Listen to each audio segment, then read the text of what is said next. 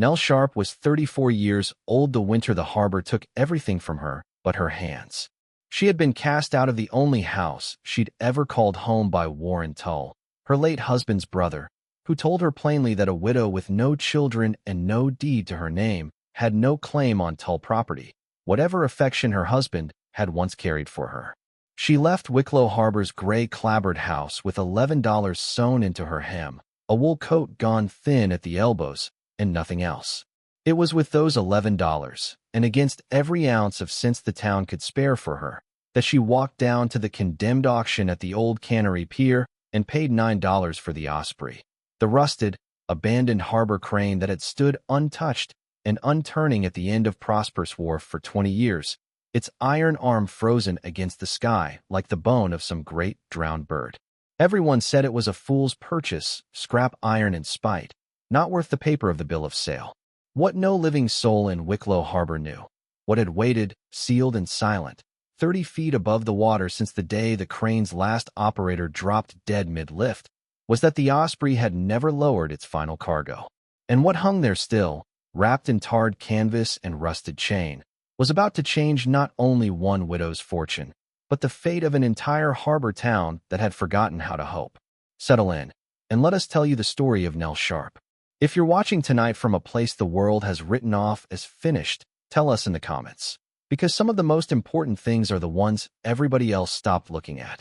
Nell had grown up not in Wicklow Harbor but 3 towns north, in Cutter's Point, the daughter of a dockside rigger named Amos Fell, a broad, quiet man who could read the strain in a rope the way other men read scripture. From the time she was 7 years old, Nell had trailed him along the pilings with a coil of manila over her shoulder half her own size, learning knots before she learned her letters, learning the groan iron makes just before it fails, learning that a block and tackle rigged wrong could kill a man and rigged right could lift a house. Her father used to tell her that the harbor never lied to you, that wood and rust and rope told the truth plainly if you were patient enough to listen, and that most people simply weren't patient. Nell was. She'd spent long evenings greasing gears with him, learning the names of every part of a steam crane's anatomy, the boom, the drum, the pawl, the load block, while her mother, a quilter of some local renown, taught her a different patience, the patience of small stitches that, joined enough times, became something warm enough to last a lifetime. It was her mother who told her, more than once, that nothing was truly worthless, only unfinished, only waiting for someone willing to see it through. Nell married young, a fisherman named Silas Sharp from Wicklow Harbor, a gentle man with salt-cracked hands who loved her plainly and without complication for 9 years, and who told his brother Warren more than once, in front of witnesses, that everything he owned was to go to his wife should anything happen to him. Nothing was written down. That omission would nearly cost Nell everything. Silas drowned in a spring squall 2 years before our story begins, his boat found empty and turning slow circles off Gull Point, and grief alone might have been bearable if grief were all that followed. Warren Tull, who had always resented his younger brother's easy happiness, moved quickly once Silas was in the ground, producing an older, informal claim to the family property that the town's aging notary, half-blind and eager to be done with the matter, did not question closely enough. Nell had no deed, no letter, nothing but her word against a man with money enough to make his word louder.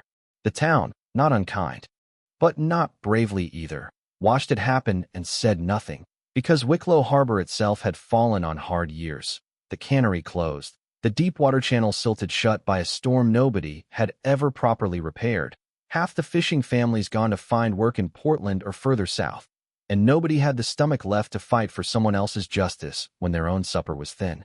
So Nell was put out in November, told to be gone within the week, and she left with her father's old rigger's knife, her mother's last quilt, and $11 that had been meant, ironically, for Silas's headstone. She found lodging in the back room of a widow named Prudence Ames, paying what little rent she could in mending and hauling, and it was Prudence who first mentioned, almost as a joke, that the county was auctioning off the derelict harbor crane down at Prosperous Wharf because it was, in the assessor's words, an eyesore and a liability nobody wanted to insure. The crane had stood idle since 1877, when its longtime operator, a solitary Portuguese immigrant named Tomas Vaz, collapsed at the controls mid-hoist and died before he struck the ground, leaving his last cargo swinging 30 feet in the air, forgotten in the chaos and grief of that single terrible afternoon, and never once lowered in the 20 years since. Because the mechanism had seized with rust, and no one in a dying harbor town had ever cared enough to spend the money fixing it. Nell walked down to see it the next morning. She saw what the town saw, a leaning iron skeleton, a boom gone orange with corrosion, a wharf half-rotted beneath it. But she also saw, hanging high above, a shape wrapped in tarred canvas that no gull had ever managed to tear open, held fast by chain that had rusted solid rather than snapped. Her father's voice came back to her. The harbor never lies to you.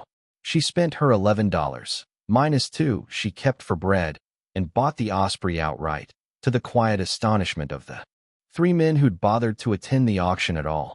It took her 11 days of patient, solitary work to make the drum turn again. Days of penetrating oil worked into every seized joint, of small fires built beneath frozen bearings to loosen what winter had welded shut, of splicing new rope where the old had rotted through, all learned at her father's elbow decades before and never once forgotten. On the 12th day, with Prudence Ames watching from the wharf's edge and half the idle dockhands of Wicklow Harbor gathered out of curiosity, Nell Sharp worked the lever her own hands had repaired, and the boom of the Osprey groaned, shuddered, and began, for the first time in 20 years, to lower its cargo. What came down was not treasure in any glittering sense. It was a sealed cargo crate, tar-canvassed and iron-strapped, and inside it, packed in oiled cloth against the damp of 2 decades, were the personal ledgers of Tomas Vaz himself, along with something far more consequential. The original harbor improvement contract and escrowed funds of the old Wicklow Fisheries Company, the very money that had been raised, dollar by dollar, from every fishing family in town before the cannery's collapse, meant to dredge and rebuild the silted channel that had been slowly strangling the harbor's trade for a generation. Money that the town's books had long listed as lost at sea, blamed on a bookkeeper who'd conveniently vanished, but which had in truth simply never left the harbor at all, hoisted up and sealed away the very hour its custodian died with the secret still in his chest. The ledgers told a quieter, sadder story than mere theft, and Nell read them by lamplight over 3 sleepless nights. Tomas Vaz, it turned out, had discovered shortly before his death that the fund's true bookkeeper, a young clerk named Elias Tull, Warren's own late father, had been steadily skimming from the channel dredging account for years, disguising the theft behind falsified dollars. Built it. Warren threatened the courts. Nell welcomed them, because unlike her husband's informal promise, Tomas Vaz's ledgers were dated, witnessed, and precise, and the county magistrate, once shown them, needed only one afternoon to see the truth of the matter entire. The restoration that followed was not swift, but it was thorough. The escrowed funds, adjusted honestly for 20 years of interest the county agreed was owed, were enough to finally dredge the silted channel that had been choking Wicklow Harbor's trade since before Nell had ever arrived, enough to repair Prosperous Wharf, enough to reopen the cannery under a cooperative charter owned jointly by the fishing families themselves rather than a single man who might one day be tempted to skim from it. Warren Tull, facing the ledger's plain evidence of his father's theft and the town's plainer memory of his own arrogance, quietly relinquished the Sharp house rather than have the matter aired further in open court, and Nell moved back into the home her husband had promised her, though she chose, in the end, to give half its rooms over to Prudence Ames, who had sheltered her when she had nothing. Justice arrived not as vengeance, but as simple correction. The town's crooked ledger finally balanced, the harbor's true accounts finally settled. And so it was that Nell Sharp, 34 years old and cast out with $11 to her name, became the woman who, without ever meaning to enrich herself, restored an entire harbor's fortune from a crane nobody wanted and a cargo everybody had forgotten. She kept the Osprey standing at Prosperous Wharf long after its purpose was served, not as a monument to money recovered, but as a reminder, hers and the town's both, that the harbor never lies to you, that patience reads the truth in rust and rope where others see only ruin, and that nothing overlooked long enough is ever truly worthless, only waiting. Thank you for spending this quiet hour with us and with Nell Sharp. If her story moved you, we'd be grateful if you'd share it with someone who needs reminding that value often hides in the places the world has stopped looking. We'd love to know, what is a time you found worth in something everyone else had written off? Tell us below. Until next time, stay close.